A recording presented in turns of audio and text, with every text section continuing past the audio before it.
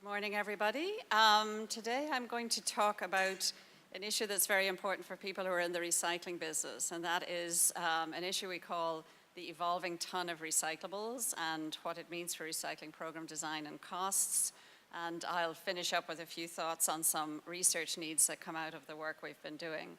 So my presentation outline, I'll talk about the first 15 to 20 years of curbside blue box recycling in Ontario in the late 80s and 90s, and a few people in the room remember those days.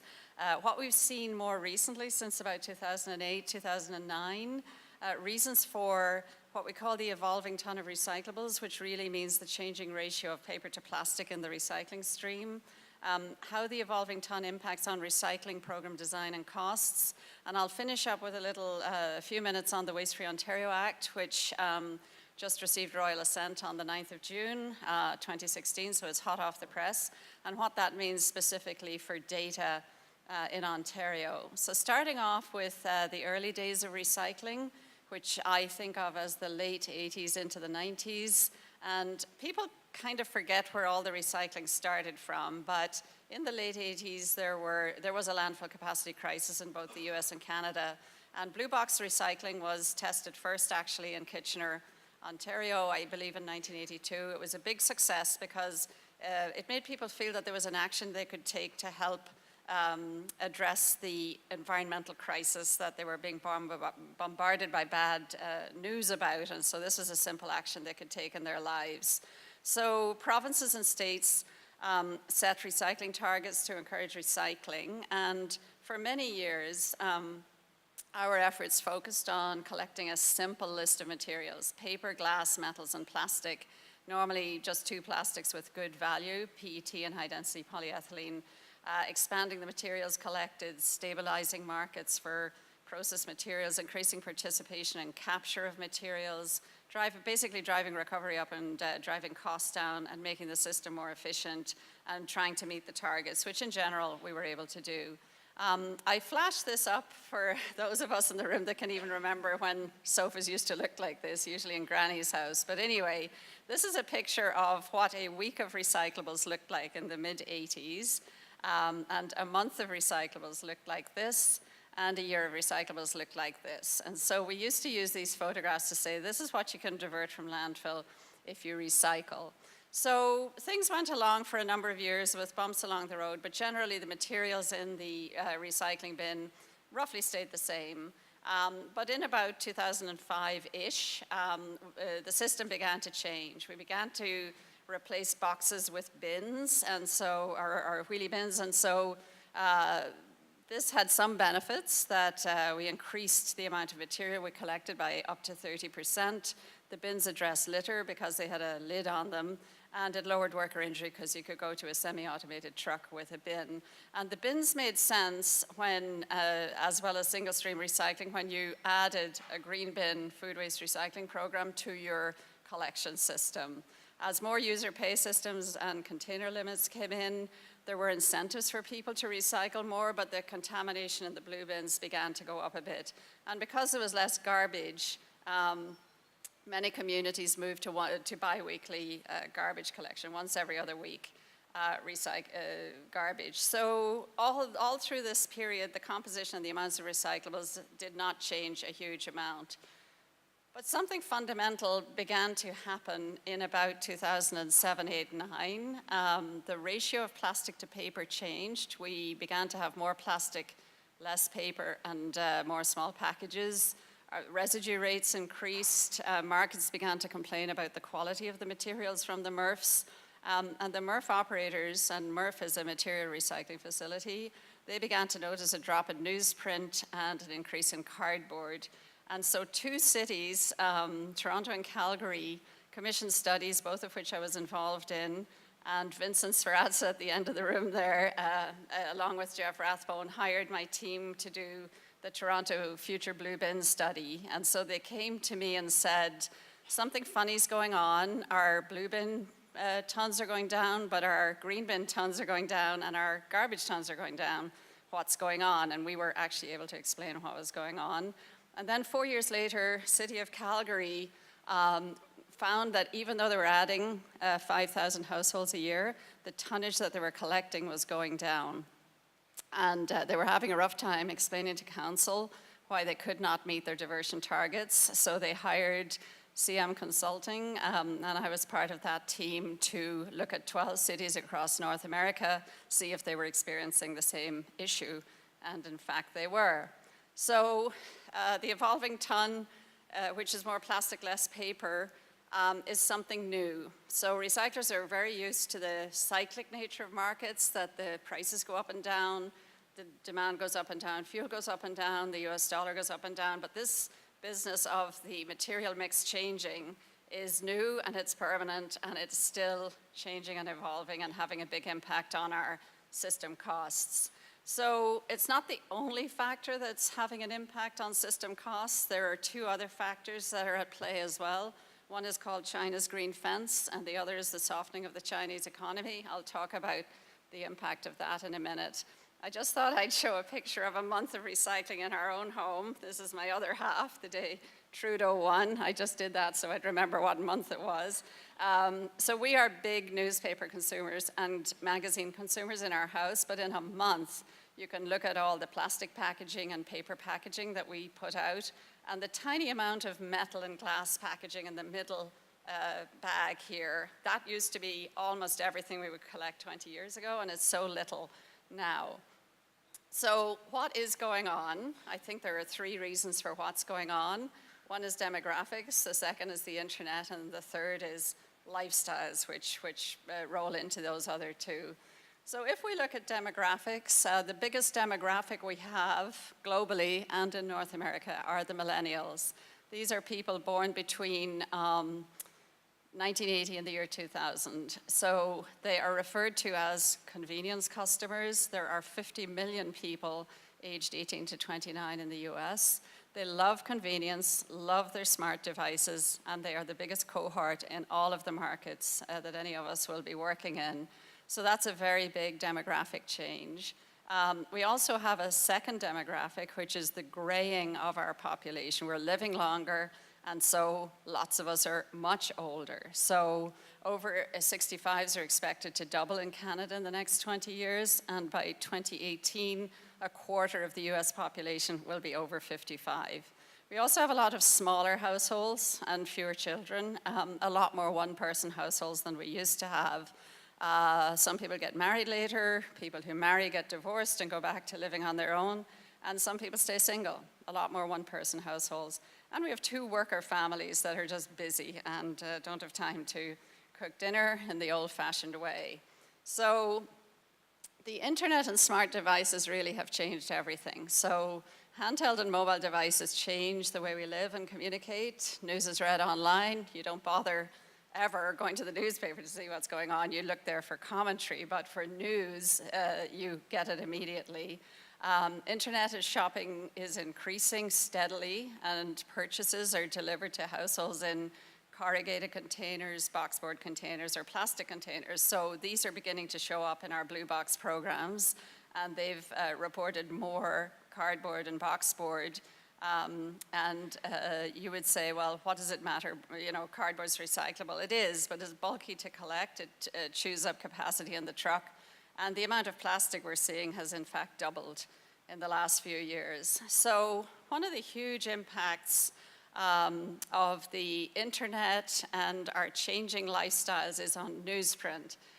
We have less and smaller paper newspapers, where papers are still in business. They have decreased circulation, but many newspapers have closed, or they've made a decision to drop the Sunday edition or move to 3 editions for a week from 6. Some of them have moved to smaller format from broadsheet to tabloid, and newspapers are printed on lighter or thinner paper or fewer pages. So why does that matter? If you're a recycler and you're used to seeing a lot of newsprint in your program, there's a lot less of it now. La Presse in Montreal has gone to a Saturday print edition only, digital for the rest of the week. And a product that has become obsolete in the last 10 or 15 years is the good old-fashioned telephone directory. Nobody uses the paper edition anymore. So for Toronto, that meant 3,500 tons less of directory paper gone from the blue bin. As if you needed any more evidence, this is an interesting graphic that shows the steady growth in internet advertising and the precipitous drop in newspaper advertising, particularly since 2012.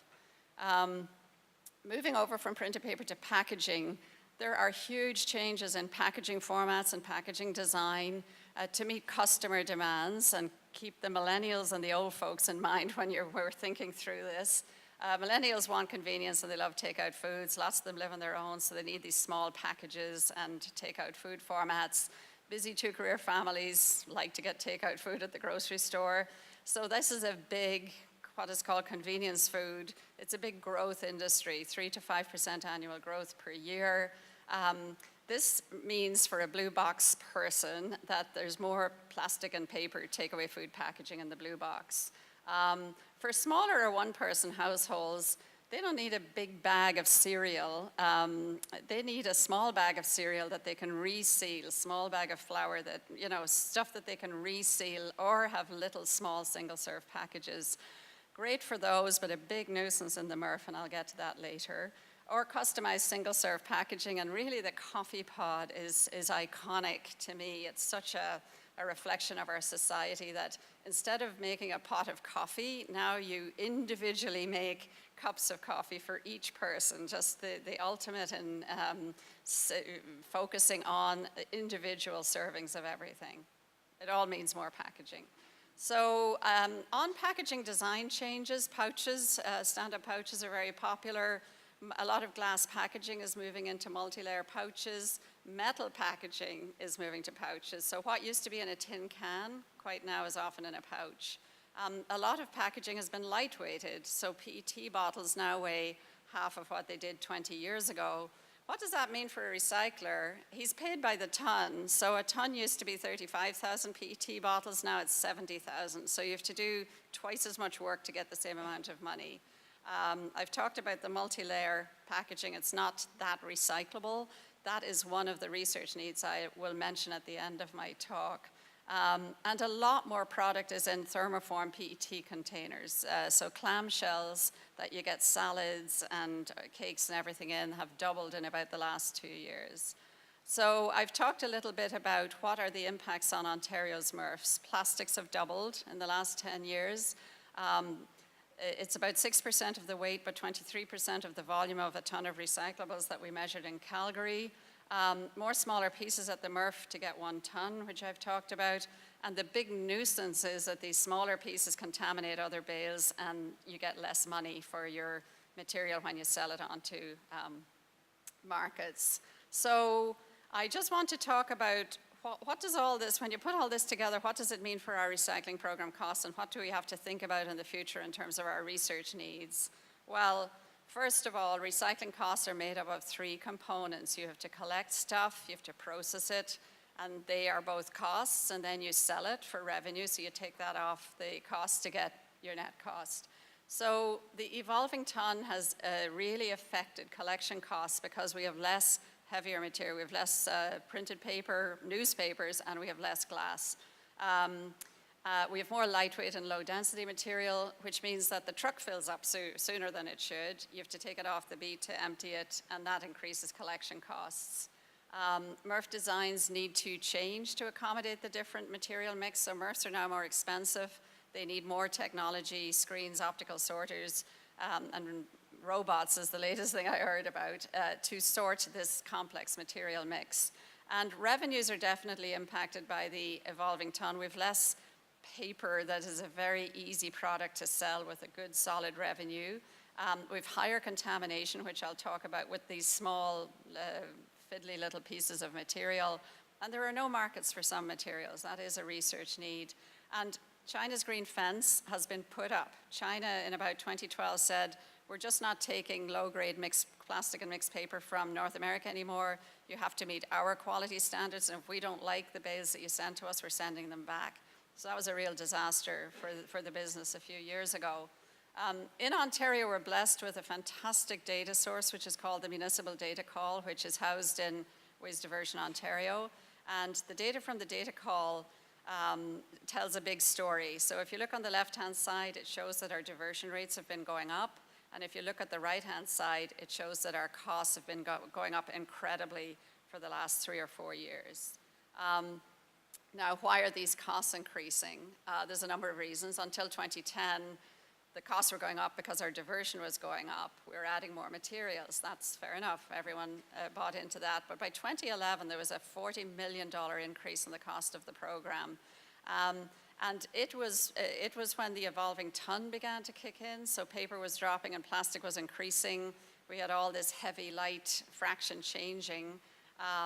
But what was really going on was contracts that had been in place for many years and got rebid had to come in at a much higher price to reflect the changing waste stream. So prices were playing catch up with market reality.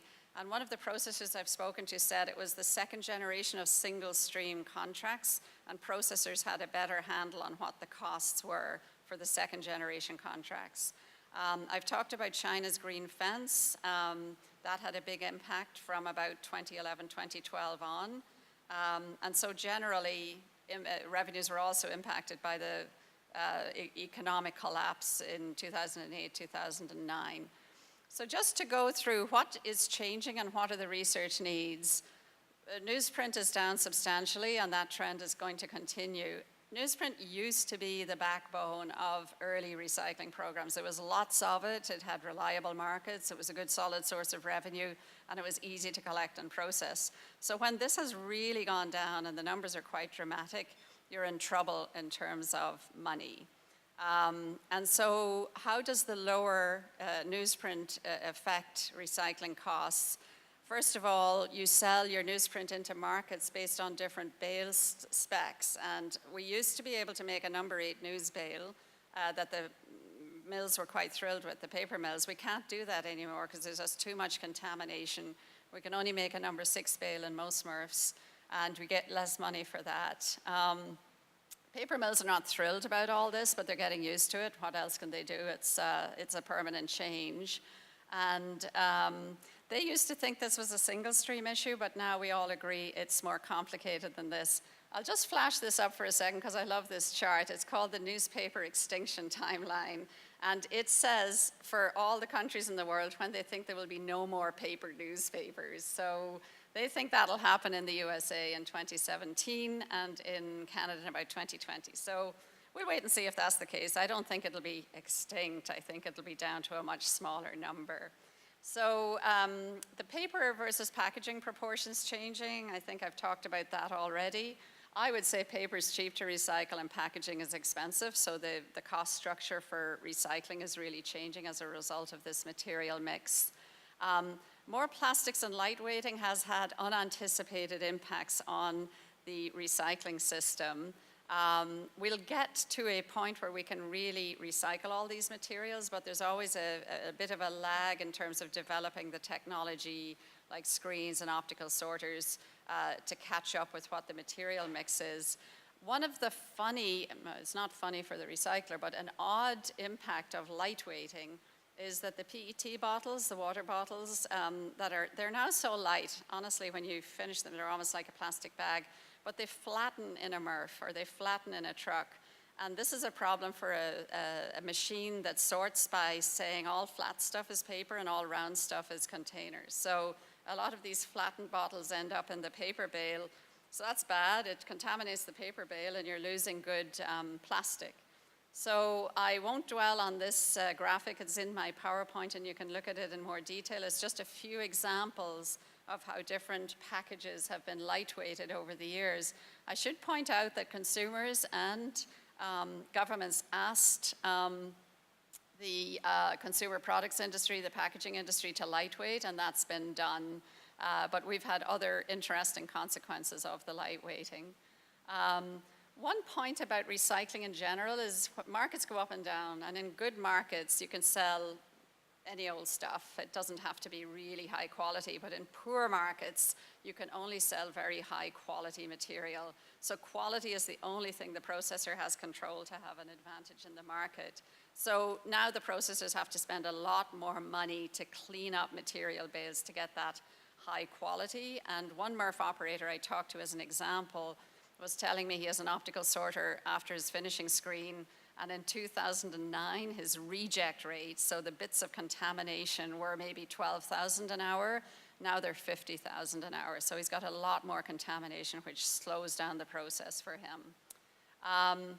Plastic film is a real hassle in MRFs. It winds around machinery, causes work stoppages, it costs a lot of money. Hamilton, Ontario has done a lot of work on this, and Gorday is in the room. His team are doing great work in Hamilton on what to do about collecting and processing plastic film to make it less of a nuisance. Also, the American Chemistry Council is doing a material recovery for the future study, looking at flexible packaging and MRFs and what technologies could be developed to make recycling of plastics easier.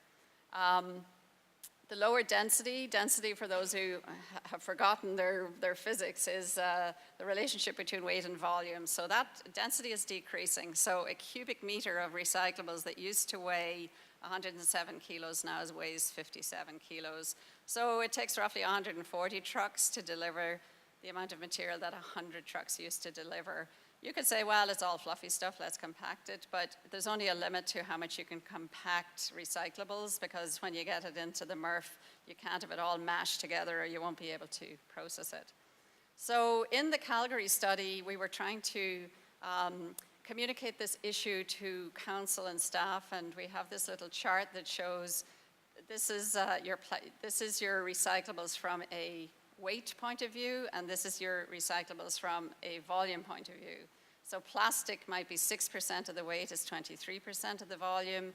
Newspaper is 36% of the weight, but only 13% of the volume. We measure diversion by weight, not by volume. One of the other research needs, and I'll mention it again, is because of this changing mix of material, we have to relook at how diversion is measured, and no one has come up with another good metric yet, but it's something people talk about quite a bit. Also in Ontario, we've done a lot of activity-based costing studies to look at the relative costs of processing different materials. This chart shows you that some materials are very expensive and some are very cheap on a cost per ton basis. Generally, plastic laminates, plastic film is very expensive. Glass, metal, and paper products are pretty cheap. So commodity markets, which are key, why would you bother recycling if you can't sell the material? They tanked in 2009 because of a global economic collapse. You could understand why that happened. They also tanked in 2015 for reasons we couldn't fully understand. I mean, the drop in the price of oil affected plastics, fair enough. There was a drop in demand for steel, which some people linked to the oil price drop. They said because there was less construction of oil wells. I think there was just less construction possibly in China as a result. But I think we need to watch the Chinese economy and the huge impact it has on our economy very carefully, because there is a softening Chinese demand for recycled products from us, and there is a softening economy there, which the demand is down anyway. So China has a lower demand for all materials, all commodities, including copper and steel. And they're sourcing more of the residential recyclables from their own markets. So they're becoming less of a player to us than they used to be. Now, some people think other markets will pick up, but it won't be as big as China was. So what are the conclusions from all this evolving ton research? The world is changing at a rapid pace. Our lifestyles are changing, packaging formats are changing, and the printed paper world is changing and going down. All of these impact on our recycling system costs, and we certainly need to plan for a future where our costs are likely to increase as a result. And so if you're looking at what are the data needs, we need to monitor the composition of recycling program materials and changes in the paper to plastic ratio. So we've certainly done that through extensive waste audits in Ontario, and hopefully that will continue.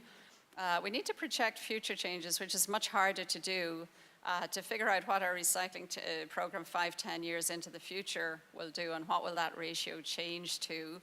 And we need to obviously estimate what impacts those changes will have on collection system costs, the design of MRFs, what our technology needs are, and what that will cost.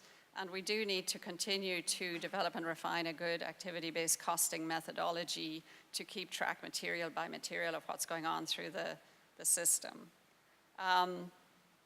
Peter had asked me just to talk for a second about the new waste legislation in Ontario. And Peter, I missed the beginning because I parked in the wrong place, so tell me if someone else said this. We have significant new legislation in Ontario as of the 9th of June this year. It's called Bill 151, which received royal assent on the 9th of June and will be promulgated in the fall or later. Bill 151 is an omnibus bill that has 2 acts, and it repeals the Waste Diversion Act. So the 2 acts are the Resource Recovery and Circular Economy Act and the Waste Diversion Transition Act. Significantly also, I believe the same week, there was a provincial climate change action plan released, and Tej is going to talk about what's in that plan.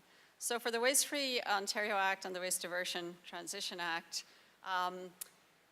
we don't know how they're going to change the world in Ontario. We just know that it could change a lot, because embedded in the acts are references to numerous things of provincial interest, and that provincial policy statements can direct us in how we manage our waste in particular. It embeds full individual producer responsibility to manage products and packaging sold into the Ontario marketplace back to the producers of, or the brand holders of, that paper and packaging. We already have a bit of that in the province, and so the Transition Act transitions what we have now into a new regime over the next few years. There is a provincial strategy for a waste-free Ontario, building the circular economy. It's in draft form since November. It's going to be released, I think, 90 days, 3 months after the Act is promulgated, but if you take a careful read of that strategy, it really has all kinds of stuff in it that might come to pass. So this strategy gives us a comprehensive view of where we think the government wants the future waste management system in Ontario to go. It's going to tackle over time a wide range of issues in materials, construction and demolition material, IC&I waste, organics, etc. So I only mention the authority in particular here because a lot of the data that will be coming out of this new strategy and all these new regulations and acts will be housed to some level in a new entity called the Resource Productivity and Recovery Authority. So this new authority will oversee and enforce requirements of the Act. It will become a data clearinghouse. We don't have the details yet, but we suspect it will keep extensive data related to obligated producers, confirming that they're meeting their recycling target obligations. We don't know what amount of that data will be public, maybe not much because of privacy issues. They will keep data on PROs, producer responsibility organizations, service providers, and maybe municipalities if they become service providers in this future system. But all of this will be set out in regulation, so whatever I'm saying now is a bit of speculation, but sort of over the coffee machine what people think is going to happen. So there will be various other data collection and management roles for the authority that are suggested in the draft strategy, which we don't know yet, but if you're talking later about data needs, you need to keep in mind that there will be a big authority with a massive database of something, which we don't fully know what it'll be, but it'll be there. The producer responsibility framework, I won't dwell on. It's an outcomes-based approach. The authority will oversee that people recycle what they sell into the market. And BC went through a transition to full producer responsibility for their Blue Box program in 2014. So Ontario's not like BC because the legislation is a little bit different. So we just have to wait and see. There will be more competition in the Ontario marketplace for who is a service provider. We just have to see over the next 4 or 5 years how things shake out. So that's it for me. I think we'll leave questions to the end, will we?